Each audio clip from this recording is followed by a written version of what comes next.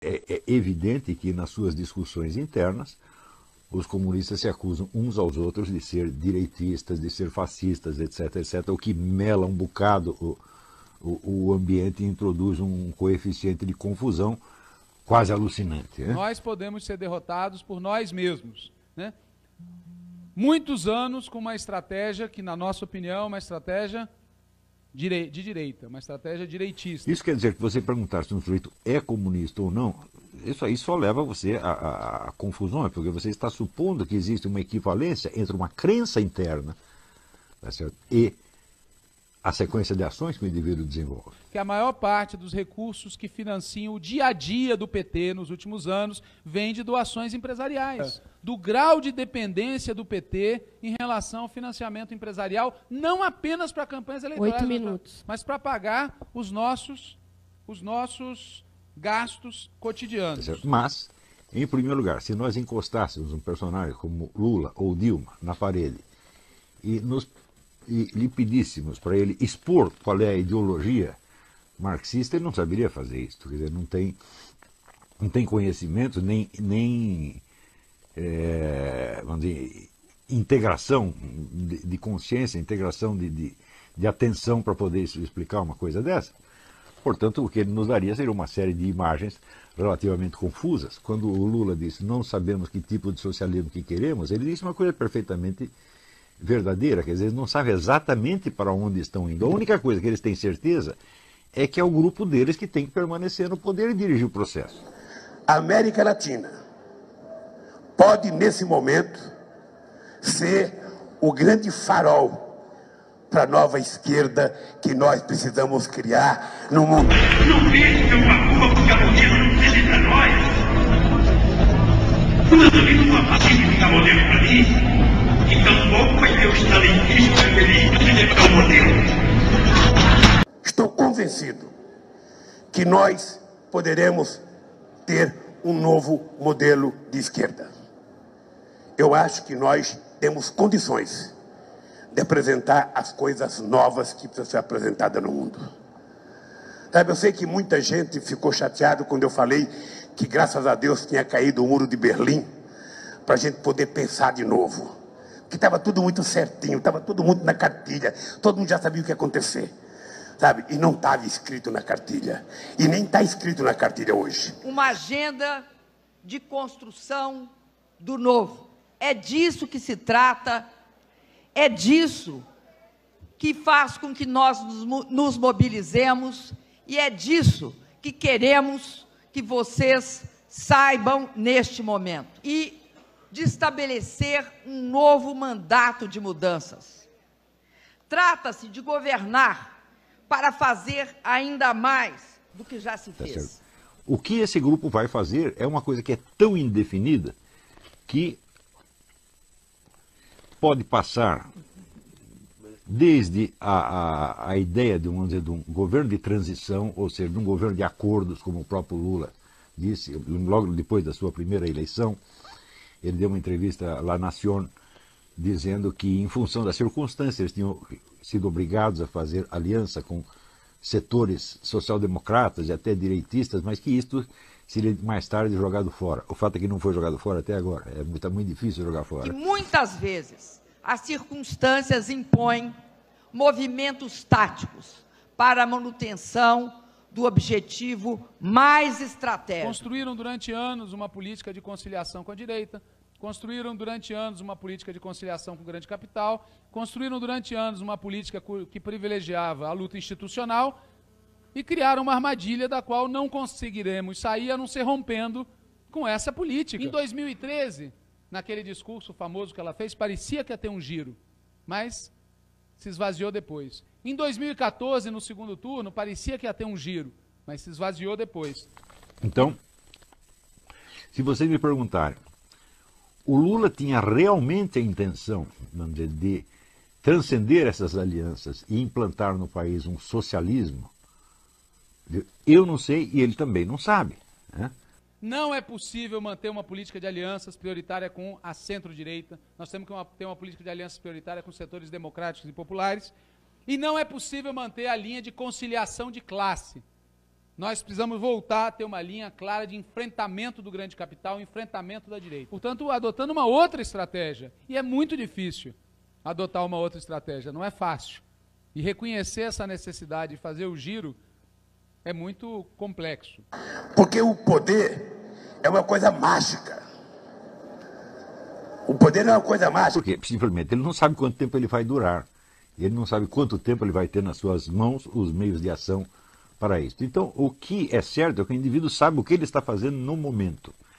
E a visão que ele possa ter do desenvolvimento posterior dos acontecimentos é geralmente nebulosa e contém um coeficiente de flexibilidade quase alucinante. Quer dizer, o governante pode fazer praticamente qualquer coisa, tá certo? E justificá-la em função ou de um hipotético objetivo futuro ou das contingências do momento. Que nós somos um governo que tem a coragem de realizar ajustes e que faz esses ajustes para dar sustentabilidade, perenidade, continuidade, fazer avançar. E é claro que a ideologia faz parte só da primeira camada, da camada popular. A lógica interna das ações pode ser uma coisa tão alucinantemente diferente da ideologia que um ingênuo vendo de fora pode achar até que aquilo é traição. Nós não mudamos de lado. Nós não alteramos os compromissos que temos. Porque resistem a mudar de estratégia. Resistem a mudar a estratégia que tem a aliança com os partidos de centro, a aliança com o grande capital e a institucionalização como sendo a saída para tudo. Resistem a isso. Então, por exemplo, todas essas alianças que o PT fez, né, nós podemos perguntar assim, o PT fez as alianças em público tendo um plano secreto de depois jogar fora os seus aliados e tomar o poder total, ou ao contrário, prometeu à militância que mais tarde ia jogar fora os aliados burgueses, tá certo? Mas por dentro sabia que não ia poder se livrar deles de maneira alguma e queria apenas se consolidar no poder com aliados e tudo, como está até hoje, aliás. Né? As duas coisas são verdade ao mesmo tempo. Ou seja, é a mesma coisa que você dizer, o partido não sabe exatamente o que ele vai poder fazer. Então, para uns ele promete uma coisa, para outros promete a coisa contrária, e ele está fazendo, na verdade, está fazendo as duas. Porque isso é o que o cenário real da ação permite. O primeiro mandato inteiro da companheira Dilma foi marcado por uma conflito entre dois caminhos. Um caminho pode ser expresso por essa batalha contra o capital financeiro, o outro caminho pode ser simbolizado pelas concessões e pelas desonerações. São os dois caminhos. E o governo zigue-zagueou entre essas duas políticas. Em termos, vamos dizer, do conteúdo, seja do seu discurso ideológico, seja da lógica real das suas ações. A gente sempre tem que distinguir as duas coisas. E sempre dois níveis de discurso. Você tem um discurso puramente ideológico, que é para os militantes, as massas, em geral um discurso de autojustificação, e você tem a lógica interna da ação, que não é um discurso para as multidões, embora não seja necessariamente secreto, ele é um segundo nível, que é, vamos dizer, a articulação e o planejamento das ações de uma maneira a mais racional possível. É muito difícil, tá certo? Está sendo muito difícil convencer o governo de que é preciso mudar de linha. Em segundo lugar, o próprio partido, ainda que reconheça retoricamente, como Bruno e Aioli falaram ontem, a necessidade de mudar de linha, tem uma imensa dificuldade de traduzir as palavras em ação. O que prevalece sempre? Adiar a solução. Como me disse várias vezes o companheiro Rui Falcão no pé de... Não, vamos ganhar primeiro, depois a gente faz o giro. Realmente precisa fazer. Chegamos no limite, vamos ganhar primeiro. Né? Vamos adiar as medidas. E sempre quando tomam medidas imperfeitas, atrasadas e imperfeitas. Que em conjunto, com todos os países, lançam um acordo agora com a União Europeia. Você nota esse contraste, por exemplo, se você examina a propaganda do PT e os discursos dentro do Foro de São Paulo. Não são a mesma coisa, evidentemente, nem poderia ser. Os discursos nas assembleias internas do próprio PT. Então, a simples existência desse duplo nível